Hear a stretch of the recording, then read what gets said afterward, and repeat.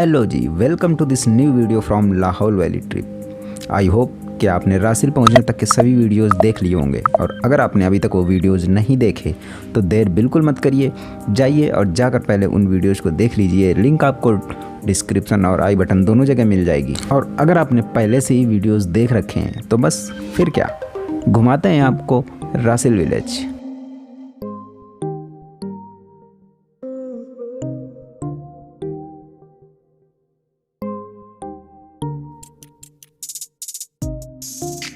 ये है जोब्रोंग ब्रिज, जहाँ से अपन लोग आए रासिल के लिए, और ये है रासिल ब्रिज। इस ब्रिज को क्रॉस करने के बाद ही हम पहुँचते हैं अपने जॉस्टल होम्स की ओर। रासिल विलेज लोगों की भीड़ भाड़ से दूर बिल्कुल अनटच्ड सा विलेज है। शहरों की भीड़ भाड़ और भाग दौड़ भरी ज़िंदगी से बहुत दूर, मतलब जो शहरों की भीड़ भाड़ भरी ज़िंदगी है ना, उससे कोसों दूर है ये गाँव। अगर आप अपनी भागदौड़ भरी ज़िंदगी से थक गए और कुछ दिन सुकून के साथ वादियों के बीच में गुजारना चाहते तो ये विलेज आपके लिए बेस्ट है। वैसे तो रासिल विलेज वर्क फ्रॉम माउंटेन और वर्क फ्रॉम होम के लिए एक अच्छी जगह तो है ही, लेकिन अगर आप यहाँ पर आकर आप घूमना भी चाहते हैं, आप चाहते हैं कि हाँ थोड़ा सा अपने काम से ब्रेक लेकर घूमें फिरें, तो वॉक करने के लिए आप मॉर्निंग वॉक पर जा सकते हैं, इवनिंग वॉक पर जा सकते हैं, या फिर आप रिवर साइड में जा सकते हैं, जाकर वहाँ पर बैठ सकते हैं और सुकून भरा समय वहाँ पर बिता सकते हैं।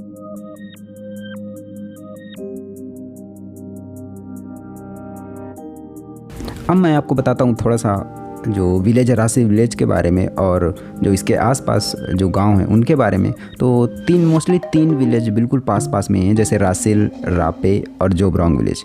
जहाँ से अभी हम लोग जहाँ से आए थे, तो जो ब्रिज एक मिला था चेनाब नदी पे, जो एक ब्रिज मिला था 0 पॉइंट से जब आप रासिल की तरफ आते हैं तो सबसे पहला जो ब्रिज मिलता है वो जोब्रोंग ब्रिज है। मतलब वो जोब्रोंग के लिए एक रास्ता गया हुआ है वहाँ से, तो वो जोब्रोंग विलेज है। और उसके बाद जब आप थोड़ा सा आगे आएंगे तब मिलेगा आपको रापे विलेज, और फिर सबसे लास्ट में मिलता है रासिल विलेज। तो आप चाहें तो जोब्रोंग में भी घूमने के लिए जा सकते हैं, रापे में भी जा सकते हैं, और रासिल में तो आप घूम ही सकते हैं। अभी मॉर्निंग का ब्रेकफास्ट करके मैं अभी निकला हूँ रापे विलेज के लिए। तो रापे विलेज से अप्रॉक्स 20 मिनट का पैदल ट्रैक करने के बाद एक लेक है। अच्छा, मुझे पता चला, मतलब भैया ने वहीं पे जो होम स्टे के ऑनर उन्होंने मुझे बताया कि यहाँ से लेक के लिए रास्ता है, तो आप वहाँ से जा सकते हैं घूमने के लिए। तो मैंने सोचा क्यों ना चल के देखते हैं, तो फिर मैंने अपने होम स्टे से पैदल ही चल पड़ा। मतलब आप चाहें तो रापे विलेज तक, अगर आपके पास बाइक है तो आप बाइक से आ सकते हैं रापे विलेज तक, या फिर आप कार से आ सकते हैं, लेकिन फिर इतनी दूरी नहीं है ना, तो आप आराम से पैदल भी चल के आ सकते हैं। कोई इतनी ज़्यादा दूरी नहीं है, एक से बस मुश्किल से 1 या 2 किलोमीटर का रास्ता है पूरा। तो कोई ख़ास दूरी भी नहीं है कि आपको, मतलब आप बिना बाइक के आ नहीं पाएंगे या फिर बिना कार के आप आ नहीं पाएंगे, तो आप पैदल ही चल के आइए, ज़्यादा अच्छा रहेगा आपके लिए। तो मैं तो अपने होम स्टे से पैदल ही चल पड़ा, और अप्रॉक्स 30 मिनट की पद यात्रा करने के बाद मैं यहाँ आ गया। आसपास आपको खेतों में काम करते हुए लोग मिल जाएंगे, और अगर आपको अकेले आने में डर लगता है, मतलब आप डरते हैं कि अकेले कैसे जाऊँगा मैं, तो फिर किसी के साथ आ जाइए। बट डरने जैसी कोई बात ही नहीं है, मैं खुद अकेले ही आया हूँ, हालांकि मुझे कोई रास्ते में नहीं मिला, मतलब कोई भी। जब आप रापे विलेज तक आ जाते हैं तो वहाँ से ऊपर की ओर रास्ता है थोड़ी देर का, मतलब 20 से आपको 15 से 20 मिनट या 25 मिनट लगेंगे। तो वहाँ तक आ जाइए गांव तक। गांव से फिर एक बगल से रास्ता है कि अगर आप भूल जाते हैं तो किसी से भी पूछ लीजिए कि मुझे ऊपर लेक तक जाना है, वो आपको रास्ता बता देंगे। तो ऐसे ही ऊंचे ऊंचे पहाड़ों को देखते हुए और इस प्रकृति की सुंदरता का आनंद लेते हुए मैं पहुँच गया इस छोटी सी और प्यारी सी लेक के पास, जो कि है तो छोटी सी पर देखने में बड़ी ही खूबसूरत लगती है। इसको वासुकी नाग लेक कहते हैं। तो यहाँ पर भी आप अपना क्वालिटी टाइम स्पेंड करने के लिए आ सकते हैं, और ये काफ़ी खूबसूरत पॉइंट है। आप यहाँ पर आकर बैठिए, सुकून भरा समय आप यहाँ पर गुजारिए। तब यहाँ पर आपको ज़्यादा लोग नहीं मिलेंगे, बस 1, 2, 3 लोग ही मिलेंगे आपको यहाँ आसपास, और हो सकता है मिले या ना मिले, ना भी मिल सकते हैं, मतलब तो आपको भीड़ भाड़ बिल्कुल नहीं मिलेगी। बिल्कुल शांत प्लेस है ये। जब यहाँ पर आएँ तो अपने साथ वाटर बॉटल और खाने के लिए कुछ स्नैक्स वगैरह लेते हैं, क्योंकि आते आते आपको भूख लग जाएगी और फिर आप सोचेंगे कि काश कुछ खाने को ले आते, इसलिए मैंने पहले ही बता दिया है। तब बैग में अपने कुछ रख लें खाने के लिए, और पानी की बोतल तो रख ही लें।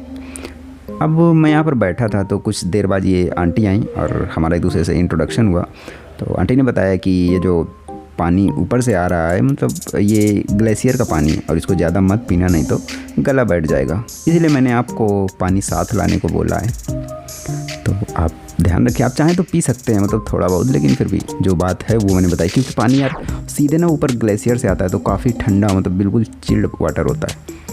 तो इतना ठंडा पानी पिएंगे तो कॉमन सी बात है गला तो बैठेगा ही।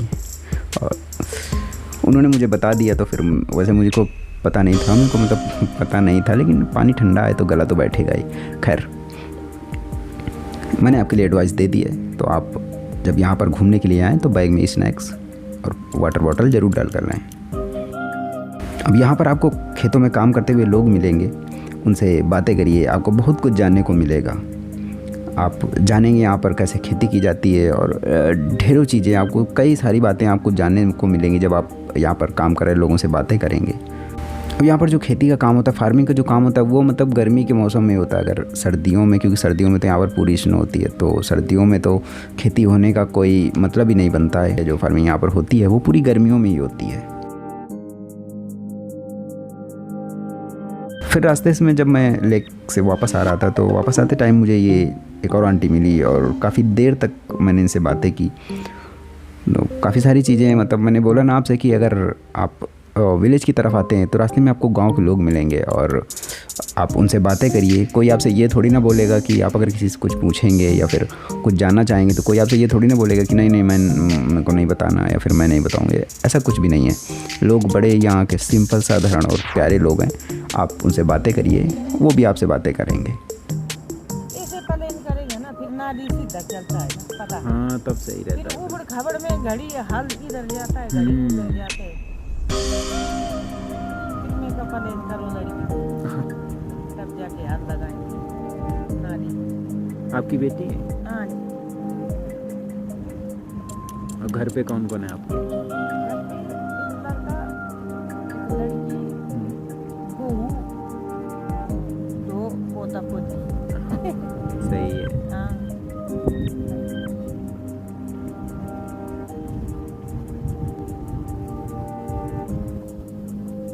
यहाँ पे ऐसा बोलते हैं कि मतलब लड़का होना चाहिए, नहीं तो जो खेत होते हैं वो लड़की को नहीं दिया जाता, ऐसा बोला है मेरे को। मेरे को बताया एक लोगों ने, तो मैंने कहा ये तो कुछ है।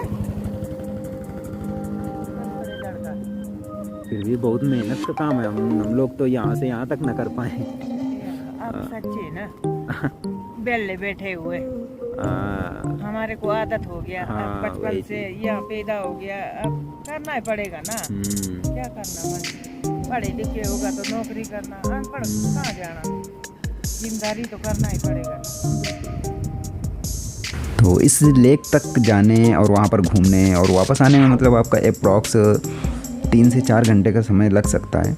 बाकी आप पर डिपेंड करता है कि आप वहाँ पर कितनी देर बैठते हैं और कितनी देर वहाँ पर अपना टाइम स्पेंड करते हैं। बट ये जो मोस्टली मैंने कॉमन टाइम बताया कि आप होम स्टे से लेकर यहाँ तक आने, घूमने, बैठने और उसके बाद वापस जाने में आपको 3 घंटे का समय, 3 से 4 घंटे का समय आपको लग सकता है। अब अगली जगह जो आप एक और जगह घूमने के लिए जा सकते हैं वो है रासिल विलेज का ये वाटरफॉल। ये वाटरफॉल जॉस्टल जो होम्स है, जॉस्टल होम से वॉकिंग डिस्टेंस पर ही है, तब ज़्यादा दूर नहीं है वहाँ से। जो रासिल ब्रिज मैंने आपको दिखाया था बस उसी के पास में है। तो हमने सोचा क्यों ना शाम को जाकर इस वाटरफॉल पे भी घूम के आते हैं और देखते हैं कैसा है वाटरफॉल। तो ब्रिज से वाटरफॉल तक पहुँचने में आपको 15 मिनट लगेंगे। हालांकि देखने से तो ये बिल्कुल पास में लगा, मतलब ब्रिज से मैंने जब देखा तो मुझे लगा ये तो बहुत पास में है, लेकिन वहाँ तक जाते जाते लगभग 15 से 20 मिनट लग गए वहाँ पर ऊपर जाते जाते, क्योंकि थोड़ा सा मतलब आपको चढ़ के जाना होता है ऊपर। आप इसको एक प्रकार से थोड़ा सा छोटा मोटा ट्रैक ही समझ सकते हैं। और इस वाटरफॉल तक पहुंचने के लिए आपको स्नो के ऊपर से चलते हुए जाना पड़ेगा। मतलब दूर से देखने पर तो ये आपको ऐसा लगेगा कि नॉर्मल रास्ता है, जैसे मुझे भी दिख रहा था कि ये नॉर्मल रास्ता है बिल्कुल। बट जब आगे पहुंचा तो मुझे वो पता चला कि अरे ये तो पूरी मतलब हार्ड स्नो है। यहाँ से वाटरफॉल तक पूरी हार्ड स्नो, और उसके ऊपर आप आराम से चढ़ के जा सकते हैं। वो कोई पिघलने वाली स्नो नहीं है कि आप उस पर चढ़ेंगे और वो पिघल जाएगी, ऐसा कुछ नहीं है।